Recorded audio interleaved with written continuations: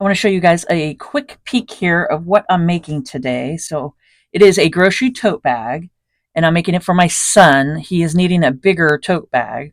I've made him some before, but they're too small. And he's like, Mom, I want a bigger tote bag. So that's what I'm doing. So here are the measurements, and then I'll show you guys the fabric and stuff I'm using. So it's some stuff that you guys can just probably find around your house too that you can use. So what I have here is the structure here of the measurements of it all. So this is the bottom of the bag, the corner, where it'll stand up, and then these are going to be the square corners, and I'll show you guys that when it comes to that. And then it's 15 inches tall on each side when the bag is standing up for the height, and then the width of it is going to be 24 inches. Okay. Now, what I have here is the dotted line. So when it's all said and done, it's going to be this wide, because these flaps will go on the sides. Those will go down on the sides. So the width of it and stuff and the height will be the size of the dotted lines. Okay. And then the bottom is going to be probably, because I have it 11 by 14. And then once I sew it, it'll be about roughly 10 by 13 inches for the bottom part of it. And this is a fairly good size grocery bag or grocery tote. So that's what we're working with today. And I'm going to take you guys over and show you the fabrics that I'm using. So it's right here if you guys want to take a screenshot of it. And let's get to it. So this is what I'm using. And it is bandanas. So these are pretty good size bandanas. But for my measurements to be 24 width here, I had to add some just fabric scraps. So a couple inch fabric scraps on each side. So just whatever you guys can find around the house, just to make it. You can even do this out of scraps, like all your scraps, anything like that. So these are just some bandanas that I have. And I think that worked out really good. And what I have here is this like moving blankets that you could put over furniture when you're moving and stuff to make it so they don't get scratched up. I had someone give this to me, and I didn't know what I was going to do with it for the longest time, but this is what I'm doing with it. So I will have to Franken stitch it together because it's a little on the little short and not wide enough, but that's okay. I think I have enough here that I can piece everything together. So what I'll do is after I piece it to the right size and cut it out to everything and do all that, I won't have to do an inside liner or anything like that. I'll just use this and then just do some quilting stitches going across. So I think that'll work out perfect. So it's just for groceries, why not? Okay. So we got that, and then I'll show you guys what I did here is I used just a sliver of soap is what I like to use on darker fabrics and stuff. So you could see, but you can use any kind of erasable or, any heat markers or anything like that. But I just used a sliver of soap, and I went ahead and make sure you guys can see here. See that? Maybe I'll show it better here. But you could see the white line going 5 inches in, and then 11 inches right here. So I just measured 5 inches in on each side, 11 inches like that. Did the same thing over here. Made sure it was all the same thing. And I even went across just to make sure that these line up. So everything's lined up. And my next step is to go ahead and just cut out this little notch right here, and then cut this one out, and we'll go from there.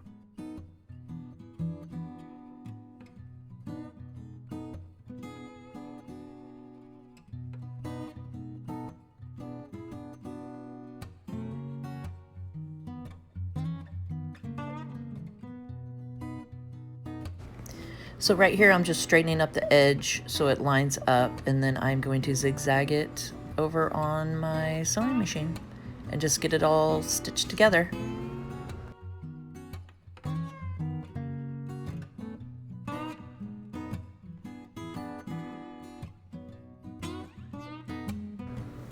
This is Heat and Bond, and I'm using it to patch up the lining of the tote bag because it had a hole in it, just a little bit of hole. So I figured I would just take some fabric and I'm just gonna do a turn over the edges and iron it down to itself so it doesn't fray, and zigzag this on and make a patch.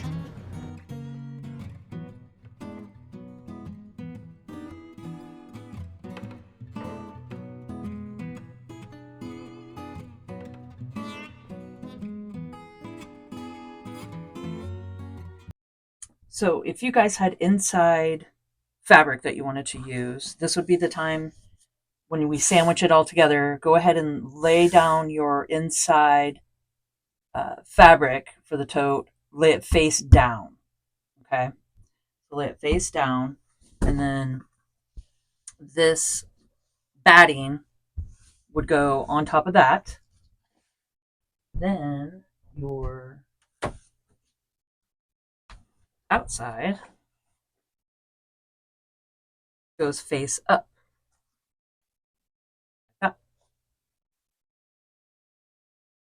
And I'm going to put all this together, line it up. Then I'm going to cut this notch out because I had to patchwork this side with the batting. And I will cut this part out. And then I'll show you what I'm doing next. I'm just taking my Wonder clips and pinning all the edges together, just clipping them together, lining them up, and then I'm going to cut out the lining fabric to make it the same size as the outside fabric.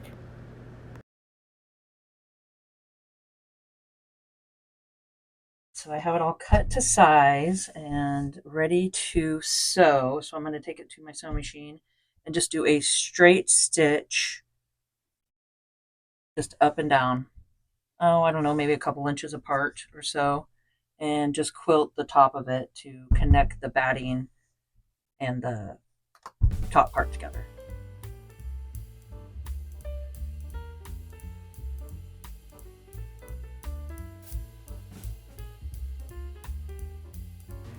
Now I'm measuring out the canvas straps that will go on each side of the tote bag, and I'm doing them 30 inches long, and I'll make sure to put in the description below. There's a whole package of different kinds of canvas straps that you can get, and I got them on Amazon, so I'll put the link below so you can come check it out. And now I'm just measuring over 7 inches on each side and 5 inches down, and then I'm just marking it with my little sliver of soap there and pinning it to where it needs to go. And I'm bringing it over to my sewing machine, and I'm going to do a straight stitch, sewing it down, leaving about 2 inches from the top because we're going to put a binding on later, so I want to make sure the straps aren't all the way at the top. So about 2 inches down, sew all the way down with a straight stitch, and then I'm going to do a square at the bottom where you just make a square and then do an X in the middle. So however you have to get that done, just it makes it way more secure. And I just go around in a square and then just do an X in the middle.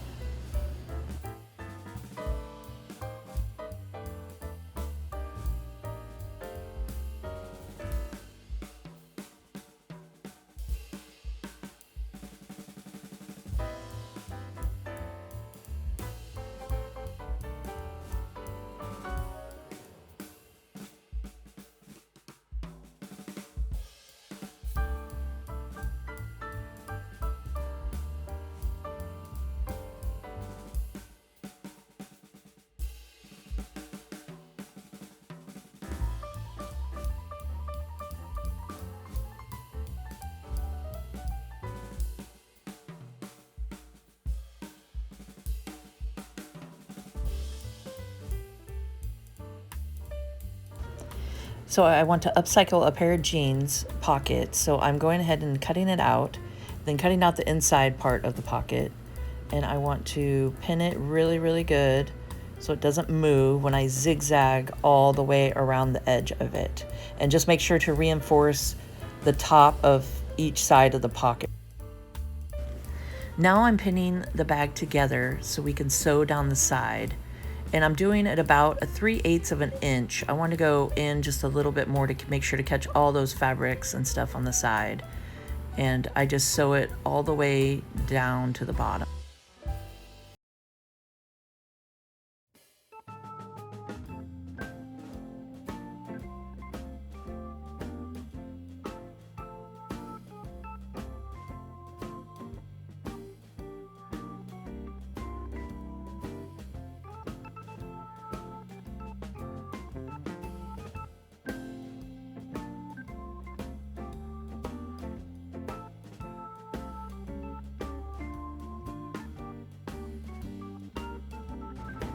I am cutting the bulk off the edge before we flip it and sew it on the other side.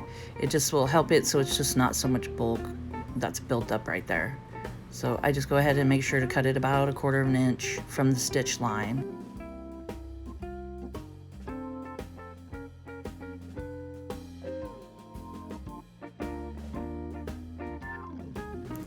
Now I'm flipping the bag inside out, and I'm going to clip the edges together, and we're going to go ahead and just sew right along on the inside there, just to close off all the seams on the outside.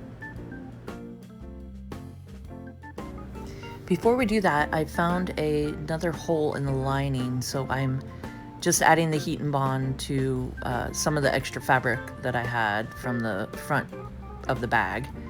And I'm just ironing that on, and then I will take it over to the sewing machine and just do a zigzag stitch on it. Even though some of the zigzags will show through the front of the bag, but this is kind of a scrappy, fun bag, so I'm not too worried about it. So I got it all sewn around, and now we can clip the sides of the bag and start sewing.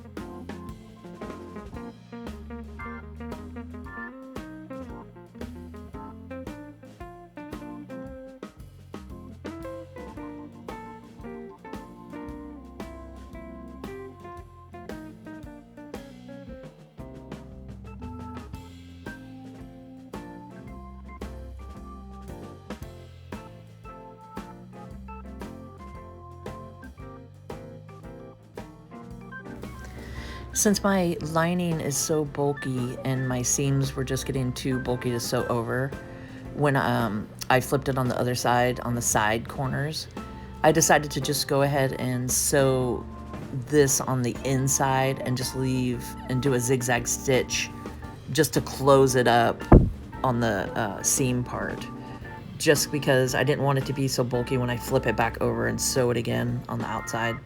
So I'm just cutting some of the bulk down, and then just going to do a straight stitch, and then I'll go back and do a zigzag stitch along the very edge of the inside there, so then it won't fray or anything.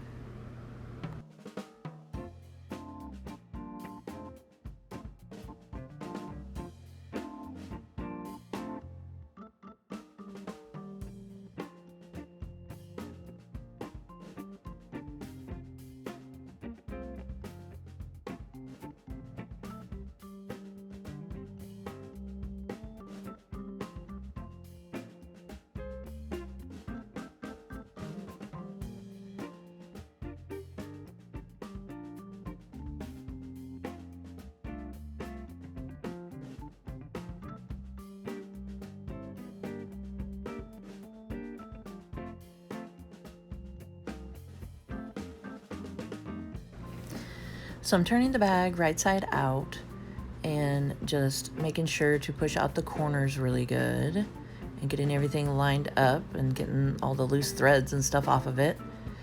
Getting that all ready, and the next move that we're gonna do is adding the binding around the top, and that's the last thing we need to do. So that's why we left a couple inches where we didn't sew the straps down, and I'm just finding which piece would work the best that I have, and that one looks long enough, so I'm gonna go ahead and use that one.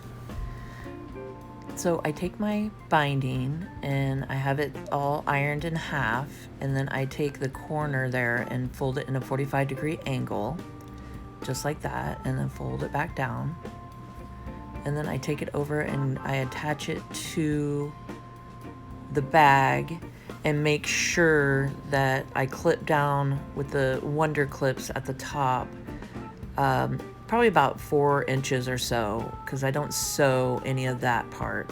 So what we're making in the top here is a little pocket for when we sew it all the way around and it comes back around, we're gonna tuck the end tail into that little pocket. So I'm just sticking this on here, and then I will clip it and have it so there's about 4 to 5 inches where we start down from the top.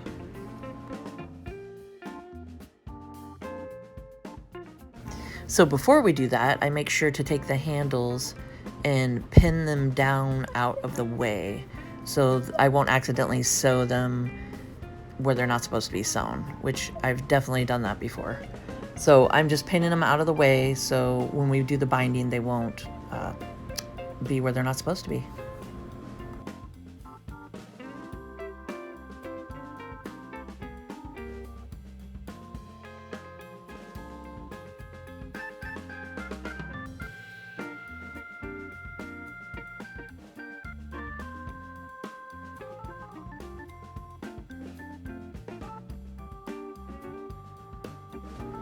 So I stop about 2 to 3 inches from the end where we made our little pocket on the other side. And then I just cut at an angle and tuck it into the pocket and then just keep sewing. And then I go ahead and start turning the binding on the outside of the bag and then start stitching. And I try to get as close as I can to the edge and just start stitching down and go all the way around.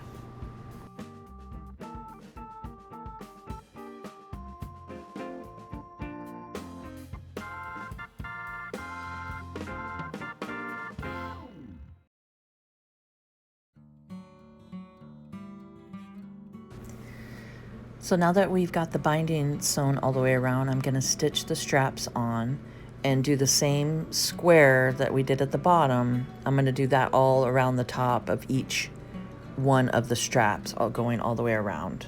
So just do the square and then put an X in the middle just to reinforce it.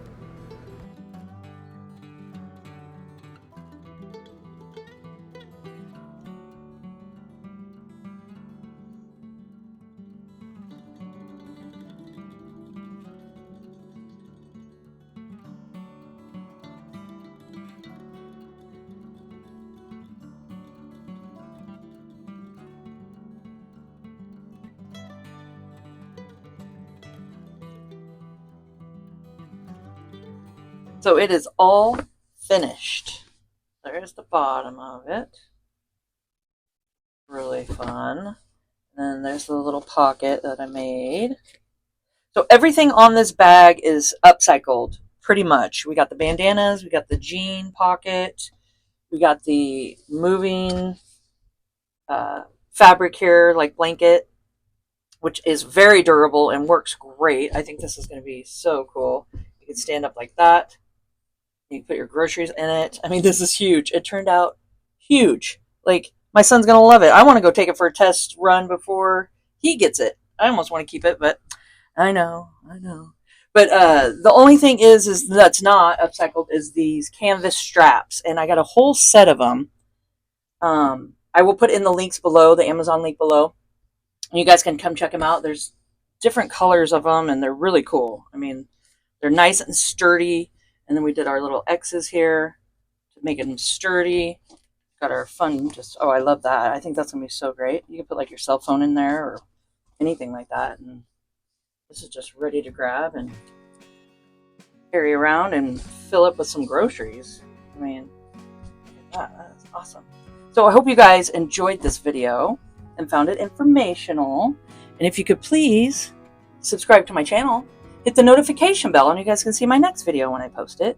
Like, comment, and share, and let's grow together. And keep on crafting.